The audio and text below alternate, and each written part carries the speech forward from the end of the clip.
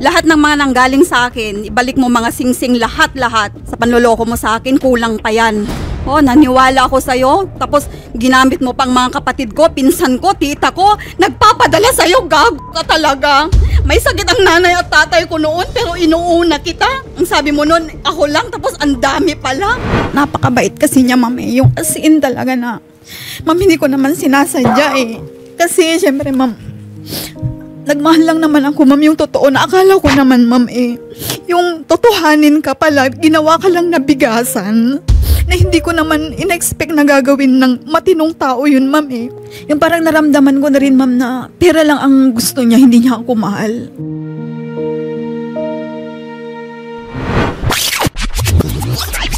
Ma'am Christy, magandang hapon po. Magandang hapon po, ma'am. Kayo po ay isang OFW saan, ma'am? Sa Taiwan po, ma'am, nung naging kami po. Taiwan. Paano po kayo nagkakilala ni Police Staff Sergeant Joey Maglia, ma'am? Through online po. Inad niya po ako, ma'am. Random lang, ma'am? Opo. Opo. And then, paano po naging flow ng pag-uusap niyo, ma'am? Yun, nakipagkilala po siya, ma'am. Tapos, dami na niyang, yun yung nagkwento-kwento po siya, ma'am. Hanggang sa tumagal po kami, hanggang naging kami. Tapos, yun na. Naging kayo talaga, no? Opo. Nagka-relasyon po kayo. Kailan po ba nagsimula yung dating relationship po ninyo? 2019 po. Nagkita naman kayo in person? 2021 po, attorney. Ma'am, kasi sabi niyo po kanina, kayo po ay may naibigay ba na 300,000 pesos? Nahiram po, attorney. Nang hiram? Apo. Yung hiram po ba na yan? Klarong hiram? Kasi pag nagmamahal, Shari, madalas nagbibigay. Ay, may mga messages po na nangungutang po siya, attorney. Magpa-check up siya. May sakit yung anak niya, may sakit yung nanay niya, ganun. Tapos may sira yung sasakyan niya, wala siyang panggas. Tapos nung nagmiyembro po siya ng Fast 5, yung Royal, nanghiram po siya. Tapos nung bumili po siya ng lupa, na nakapangalan naman sa kanya. Tapos binenta, sa kanya naman napunta. Is it tulong mo sa kanya para mapagamot ang sinumang nagkakasakit? Or malinaw sa usapan ninyo na meron siyang obligasyong ibalik? Opo, sir. Okay, yan ay nandun po sa inyong pag-uusap. Opo. Okay. Ngayon, nandito na po tayo. So, I assume, wala na kayo nitong karelasyon po ninyo. Wala na po. Sige po, i-settle po namin. Babayaran ko po naman yan at hindi tatak. Kasi noon pa kita sinisingil eh, hindi ka naman nagpaparamdam. Blinak mo ako sa Facebook. Mini-message kita, hindi ka nagre-reply. Syempre, kailangan ko naman yung pera eh. Yung perang yon pinaghirapan ko din. Alam mo yun ang hirap ng OFW. Tawag ka na lang sa akin. Hindi, kailangan ko kasi asap yung pera kasi pang placement ko din yun eh, para makaalis ako. Kasi nung ikaw ang nanghiram ng pera, agad-agad din akong nagbibigay. Isang sabi mo lang, agad-agad akong pumupunta sa sa remittance. Lulun ako bukas. Bigyan mo ako ng linaw. Bigyan mo ako ng linaw ng lahat ng nakuha mo sa akin. Lahat ng mga nanggaling sa akin, ibalik mo mga singsing lahat-lahat. Sa panloloko mo sa akin, kulang pa yan. Oh, naniwala ako sa'yo. Tapos ginamit mo pang mga kapatid ko, pinsan ko, tita ko. Nagpapadala sa'yo, gago ka talaga. May sakit ang nanay at tatay ko noon, pero inuuna kita. Nagpabagahe pa ako sa'yo. Imbes na para sa mga pamangkin ko noon, napunta sa'yo.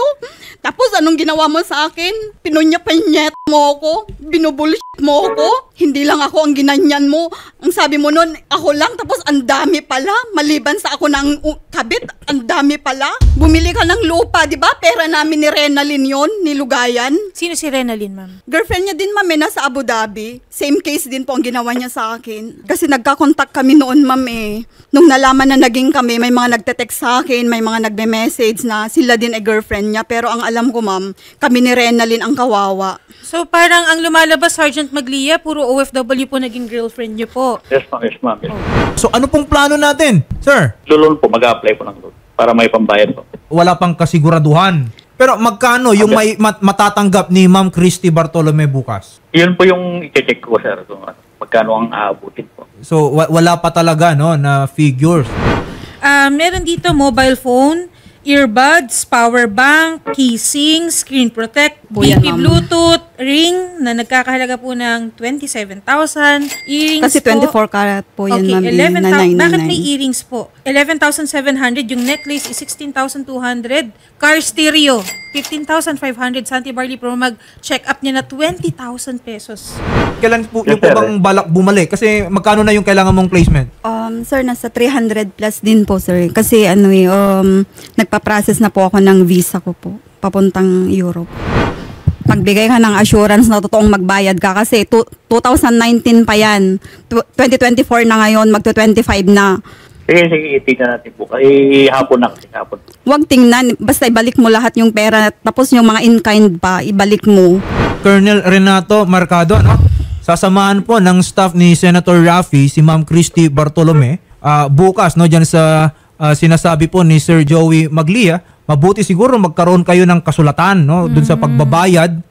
Okay? Kasi kung ma-loan niya ng buo, no, yung amount na hinihingi po ninyo, well and good.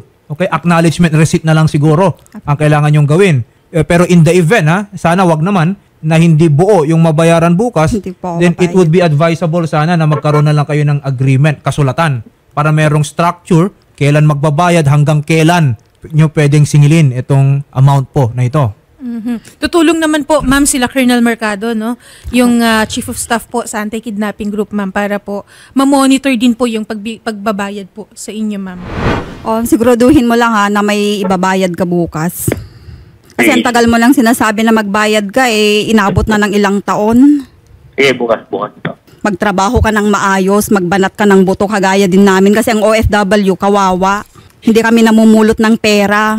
Ma'am, pero kami po, again, ay magiging patas lang po dito. Alam niyo po na masesermonan din po kayo ni Idol Raffy. Alam po ni Idol Raffy kung gaano kahirap po magtrabaho sa abroad, sa ibang bansa. Pero sabi nga po ni Sir Raffy, mag-ingat lang po. Sa mga nakikilala po natin sa Facebook, nagpapanggap na ganito at manghihingi ng pera, jojowain ka, pero manghihingi ng pera. Ang problema, na umibig ka lang naman talaga, madam. Pero, syempre, pag-usaping pera na, ma'am, sabi nga po ni Sir Raffy, red flag po yan. Nagtiwala po ako, ma'am, kasi nakilala po siya ng tita ko. Pumupunta kasi siya sa bahay ng tita ko dati.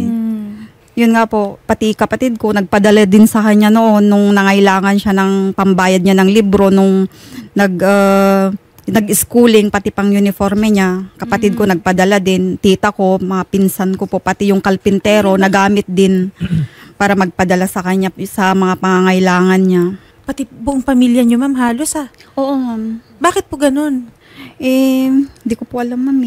Yung parang, kasi ang bait-bait niya nun, ma'am . Pala bait-baitan lang pala. Ilan po ang babae niya, ma'am, na girlfriend niya daw po sa ibang bansa? Sa pagkakaalam niyo po. Ma'am, si Renalyn, tapos yung Gretchen. Madami, ma'am . Si Renalyn ang nakakaalam lahat, ma'am . Colonel, sasamahan po namin sa tanggapan po ninyo si Ma'am Christy po, no, para mapagharap po silang dalawa at mailatag po natin yung mga kasunduan po nila, yung tamang pagbayad po ni Sergeant Maglia, yung mga amount na sisingilin po natin kay Sergeant Maglia. Papuntahin po namin, samahan po ng reporter ni Senator Raffy. Siguro po, ma'am, bukas, tatawagan ko po kayo kapag hawak ko na yung pera. Para ayun, okay po. Tayo po mismo mag-usap-usap sa opisina. Salamat po. Ayun, maigi. Opo. Maraming salamat po, Police Colonel Renato Mercado, ang Chief of Staff po sa Anti-Kidnapping Group Camp Crame. At magandang hapon at mabuhay po kayo. Salamat po. Pero ma'am, ingat na, ma'am. Opo. Ma'am, hindi ko kasi alam na ganun . Kasi nung una kasi, ma'am, napakabait kasi niya, ma'am . Yung as in talaga na, pwede kong ipagkita sa inyo, ma'am, yung cellphone ko na paano siya mag-message, magmakaawa. Ma'am, hindi ko naman sinasadya . Kasi, syempre, ma'am, nagmahal lang naman ako, ma'am, yung totoo na akala ko naman, ma'am, yung totohanin ka pala, ginawa ka lang na bigasan, na hindi ko naman in-expect na gagawin ng matinong tao yun, ma'am . Ultimo, pamangkin pa niya, ma'am, yung anak ng ate niya, pumupunta sa bahay, ma'am, para manguha ng pera, ipadala lang sa kanya. Nasa akin yung conversation namin, ma'am, tinatanong ko nga yung pamangkin niya, sabi ko, Philip, sabi ko, magkano ba ang nakuha mo lahat sa akin nun na ipinadala mo sa tito mo? Ate, hindi ko na alam, matagal na kasi, tsaka hindi ko kinip yung resibo, sabi niya, ma'am. Pero bakit po kayo naghiwalay, ma'am? Kasi ang dami niyang girlfriend, ma'am. Yun talaga yung reason, ma'am. Tsaka ma'am, yung parang naramdaman ko na rin, ma'am, na pera lang ang gusto niya, hindi niya ako mahal. 2 years pa, ma'am, bago niyo ma-realize. Kasi, ma'am, syempre, mag-isa ka sa ibang bansa, ma'am, yung wala kang makausap. Tapos akala ko naman totoo, ma'am, kasi nga, pumupunta siya doon kina tita, na-meet niya yung tita ko, alam niya yung bahay ng tita ko. Kaya sabi naman ng tita ko, parang mabait naman siya, parang okay naman siya, ma'am. Kaya yun, parang nahulog naman ang loob ko, ma'am. Kaya pag nagsabi siya, kasi maganda naman, ma'am, pag nangungutang siya, yung sinasabi niya yung totoo na nagkakasakit yung anak niya, pampacheck up niya. Pati siya, ma'am, nagpapacheck up din.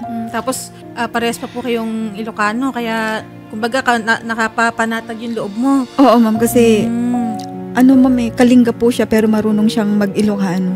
Okay. Ganun po, sasamahan po namin kayo bukas sa office po nila Colonel Mercado, ma'am, ha? Opo, antayin lang po natin yung feedback sa kanila at ipapatawag na rin po natin si Sergeant Maglia para magkaharap din po kayo. Okay? Sige po. Ma'am, maraming salamat po, ma'am, ha? At magandang hapon po. Hayaan niyo po at bukas may babalik po sa inyo yung pera.